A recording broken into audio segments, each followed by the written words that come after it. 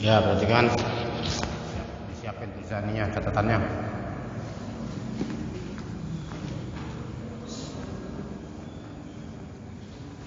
Sebagaimana yang sudah dijelaskan pada pengajian awal, pertemuan awal, ya, pengajian ini bahwa pentingnya ilmu nahwu dan shorof itu dipelajari adalah untuk bisa memahami makna kandungan ayat Al-Quran dan hadis.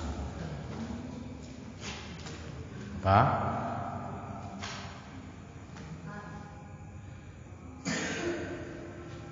Pentingnya ilmu nahwu dan shorof itu dipelajari, yaitu untuk dapat memahami kandungan isi Al-Quran dan Al-Hadis serta kitab-kitab yang lainnya.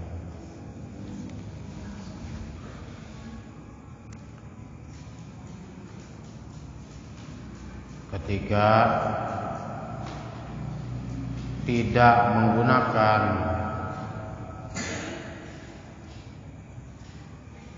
ilmu atau kaidah, termasuk di dalamnya adalah ilmu shorof dan ilmu nahwu dan ilmu shorof, ya, mungkin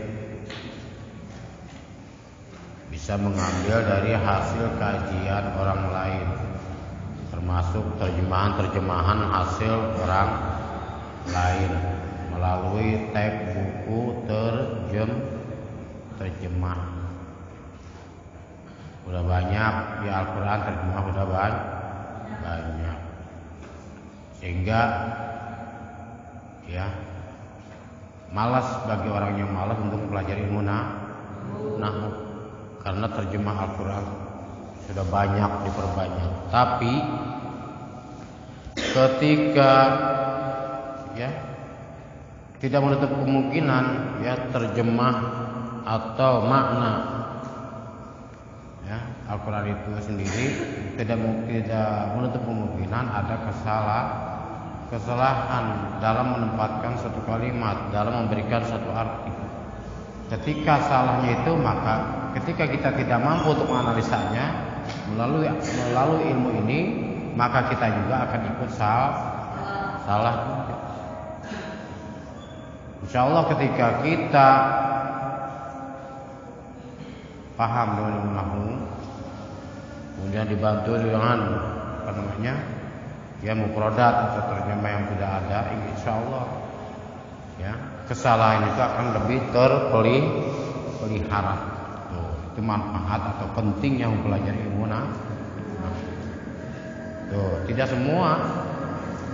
Tidak semua orang yang menjelaskan Al-Quran dan Al-Hadis itu menggunakan ilmu nahwu. Padahal sangat penting sekali untuk menjaga dari kesalahan kesalahan memberikan suatu penjelasan secara harfiah, penjelasan secara global, ya, untuk menjaga dari kesalahan.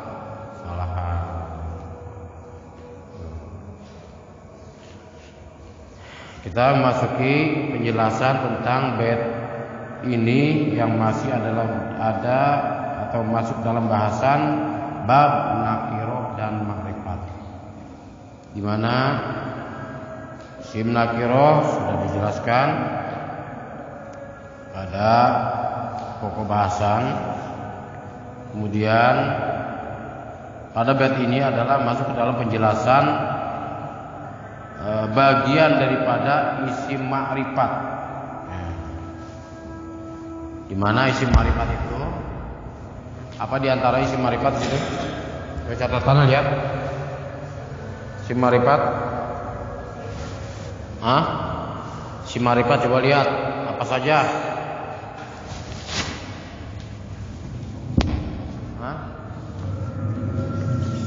Isim ma'rifat. Ma'rifat itu ada 6. Isim ma'rifat itu terbagi kepada 6 bagian. Ya, satu isim domir al-mudmaru. Ya, pertama isim domir. Kemudian yang kedua isim isyarah. Dan yang ketiga isim alam. Yang keempat yang ketempatan alif dan lam, al-muhalla bil alif wal lam, yang ditempati diduduki alif dan lam. Kemudian yang kelimanya mausul. Kemudian yang keenamnya kalimat yang didapatkan kepada yang lima. Ya. Itu adalah isim ma'rifat. Termasuk ini pada saat ini adalah ada dalam bait ini adalah ada dalam bahasan isim ma'rifat pada bagian isim domir. Yang disebut dengan isim domir itu apa tadi? Yang sudah di ini. Isim domir itu apa? Isim domir itu apa? Kata ganti. Ya, isim domir itu kata ganti. Dia seorang laki-laki, kemudian dia dua orang laki-laki, mereka banyakkan laki-laki, kemudian dia seorang perempuan, dia dua orang perempuan, dia perempuan banyak, kemudian kamu, ya, kamu itu adalah kata ganti, kemudian kamu dua orang, kemudian kamu banyakkan, itu adalah kata ganti. Di mana isim domir ini atau kata ganti itu semuanya adalah disebut dengan isim mabni. Apa itu mabni? Mabni itu apa sih?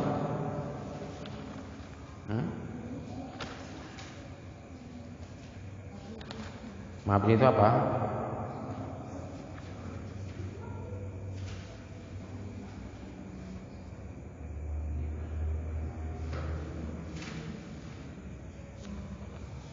Apa itu isim mabni? Isim yang menyerupai huruf, ya, isim tapi dia menyerupai huruf yang jumlahnya ya satu huruf atau dua huruf itu menyerupai huruf, sehingga disebut dengan isim mabni. Isim mabni itu ya dia tidak mau berubah meskipun di depannya ada yang memerintahkan, misalkan harus rofa, harus nasab, harus jar. Ya, dia isim mabni itu isim yang tidak mau berubah. Wa kullu mudmarin lahu bina yajib wa lafz majrur ka lafz manusib. Dalam syarahnya al-mudmaratu kulluha mabniyatun li syibha bil hurufi. Ya, tulis. Isim-isim domir itu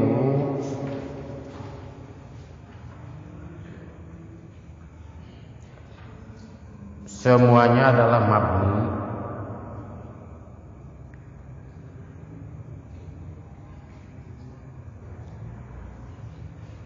karena menyerupai kepada huruf.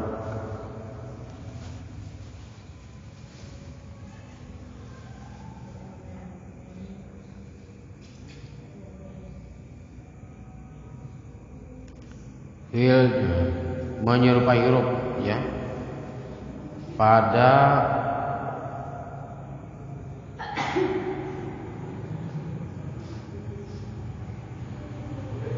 ya, dalam hal jamidnya,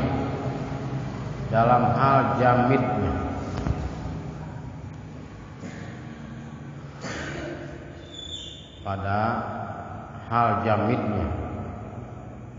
Jamid itu artinya keras. Kalau orang yang keras hatinya, itu diajak kebaikan juga susah. Itu namanya jamid atau jumud. Berarti dia hatinya jumud. Kalau ada seorang yang diajak kebaikan susah, ya, hatinya nggak berubah dari yang tidak baik, dari tidak baik menjadi baik, maka hatinya disebut dengan jumud atau keras. Atau dalam bahasa Al-Qur'annya adalah qaswatul qalbi. Ya, qaswatul qalbi. Keras hati. Ya, kalian jangan sampai nih. Ya, kalian jangan sampai punya sifat keras hati.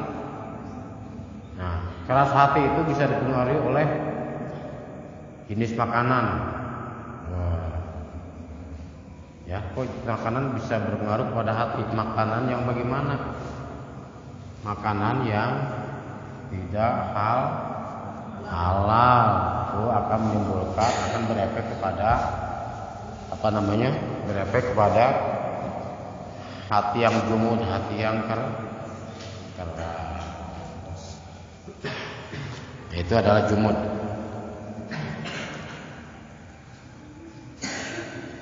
Dan lanjut, karena menyerupainya kepada huruf,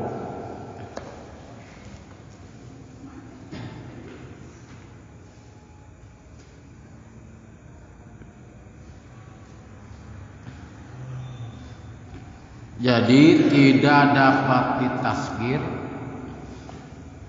Karena menyerupainya kepada huruf, maka tidak boleh ditasghir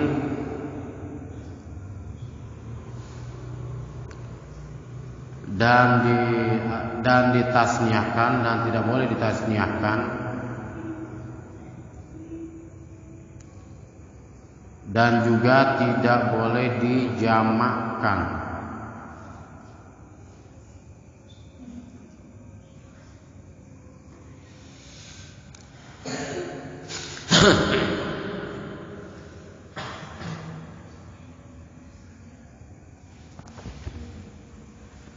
Ya, sebagai contoh gini, isim domir itu kan yang kalian tahu adalah, ya, baik itu isim domir munfasil atau domir muttasil, ya. Domir munfasil dan domir, ya, di sini domir munfasil dan muttasil.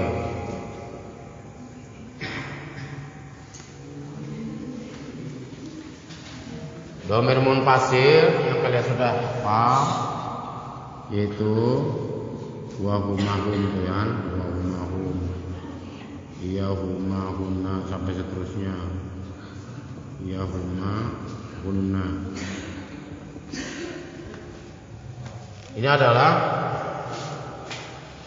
ya, domir secara garis besarnya adalah domir munfasil dan domir muttasil. Domir munfasil yaitu huwa, huma, hum, ya, huma, hunna. Itu adalah domir munfasil. Domir muttasilnya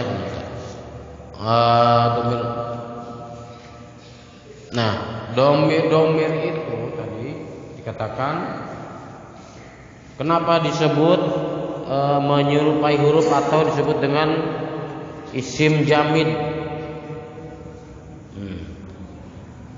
Mana tadi?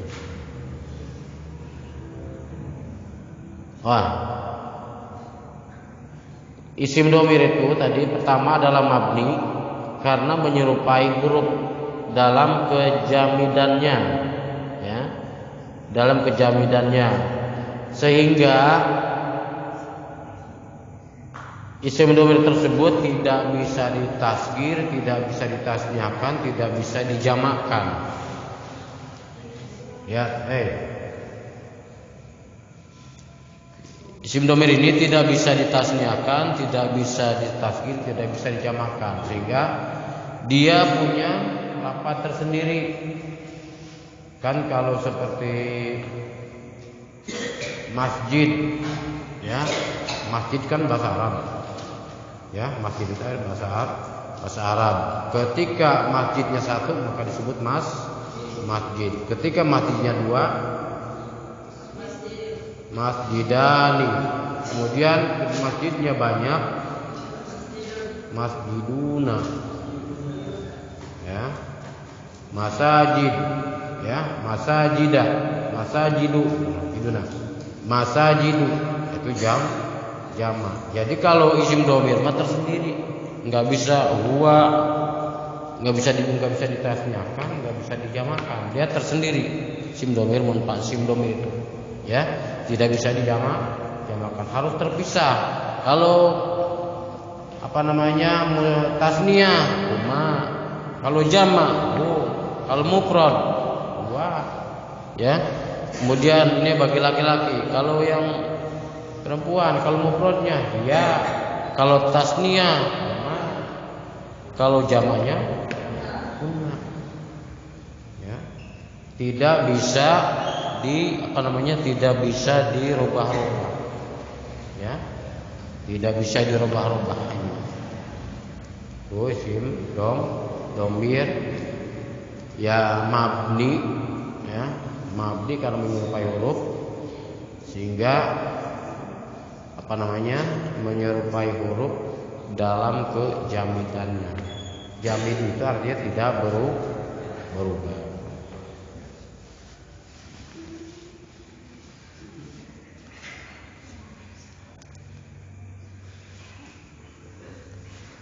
Wa idza sabata annaha mabniyatun faminha ma yashtariku fihi jaru wan nasbu. Ya, sebagian dari domirnya mabni itu adalah sebagian ada yang bisa berserikat dalam keadaan jar dan nasab,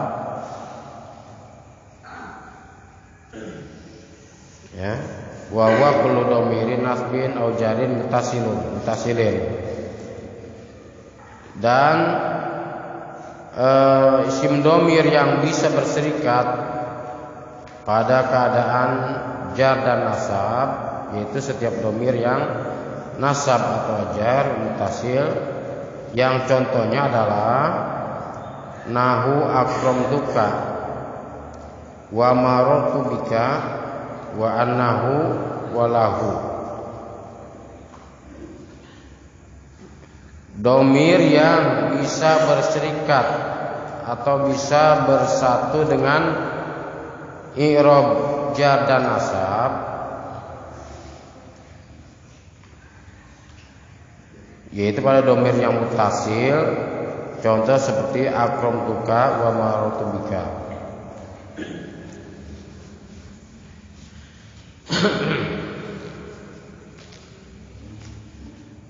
Domir yang bisa bertemu atau bisa bersahabat, berserikat dengan nasab dan jar, nasab dan jar. Nah, contohnya adalah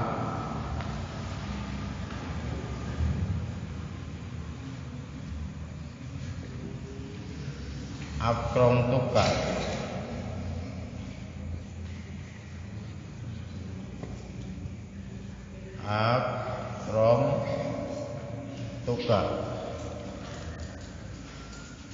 wa marartu bika,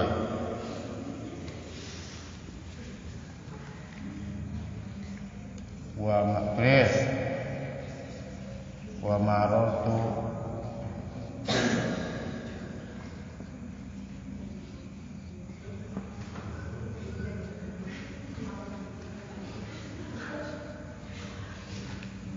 wa marartu bika. Ya, tulis, saya nggak tahu.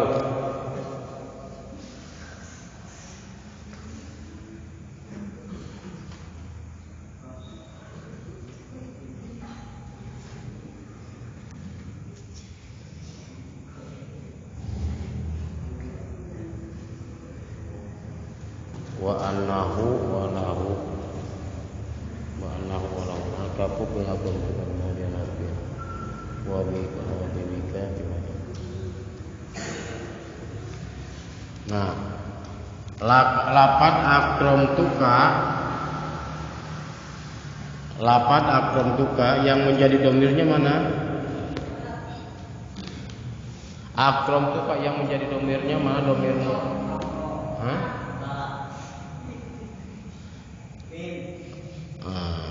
Ini sebetulnya ulangi.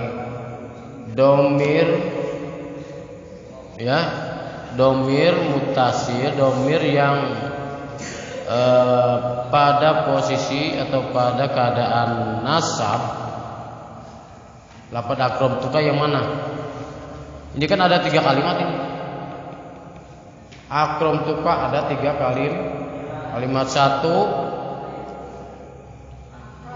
Satu akram, 2 3. Akram pertama kalimat fi'il madhi, kemudian tu adalah fa'ilnya, yang ketiga adalah ka. Ka ini adalah sebagai maf'ul, di mana maf'ul itu adalah harus dalam keadaan nasab, yaitu fathah.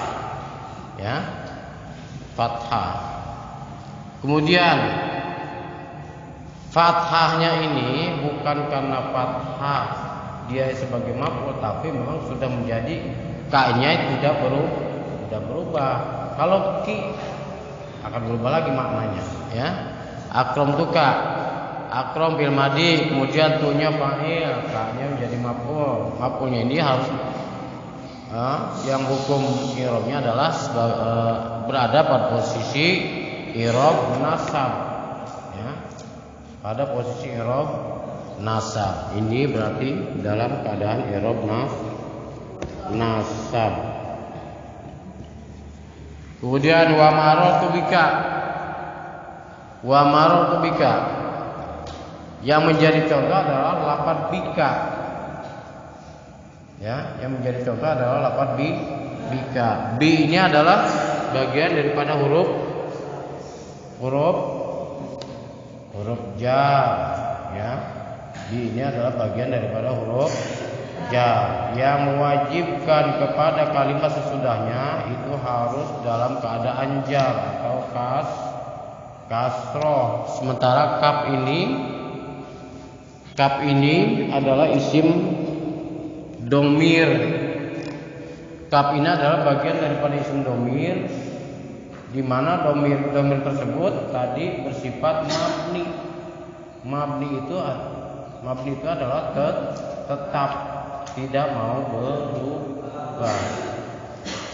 Biki, ba-nya adalah huruf yang memerintahkan kepada kalimat sesudahnya harus dalam keadaan jar atau dalam keadaan kalau dia nggak mau kasroh biki. Kalau biki akan lain lagi artinya. Kalau bika artinya wa marartu, dan aku melewati. Tulis. Wa marartu, dan aku melewati. Bika denganmu atau bersamamu. Bersamamu laki-laki atau perempuan? Bika bersamamu laki-laki atau perempuan? Laki-laki. Nah, kalau biki perempuan. Kalau bika menjadi ki maka akan berubah makna. Sehingga ka di sini adalah tadi isim domir yang tidak mau berubah. Kalau dirubah akan berubah lagi maknanya. Yang tadinya laki-laki jadi perempuan, padahal maksudnya adalah laki-laki. Wa marartu bika ini dalam keadaan jar. Dalam keadaan jar yang seharusnya ini adalah lalu kalimat yang lain harus dalam keadaan karena ini isim domir, ya, karena ini adalah bagian daripada isim domir. Saya disebutkan ketentuannya bahwa isim domir itu mabni, tetap tidak mau berubah, sehingga tetap menjadi dibacanya ka, bika, tidak dibaca biki. Kalau diganti berubah biki akan berubah mata. Ya, ini domir dalam keadaan nasab dan apa? Dalam keadaan nasab dan jar wa annahu wa lahu wal kafu fi aqramtuka fi mawdi nasbin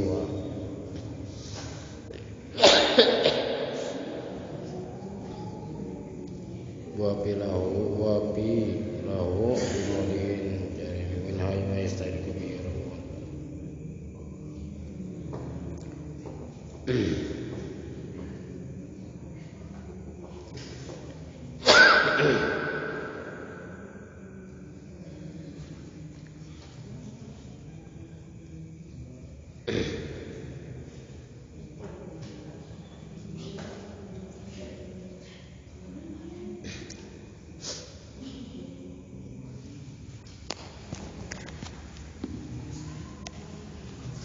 karena waktunya sedikit ya, udah sampai sini aja. Wallahu a'lam bishawab.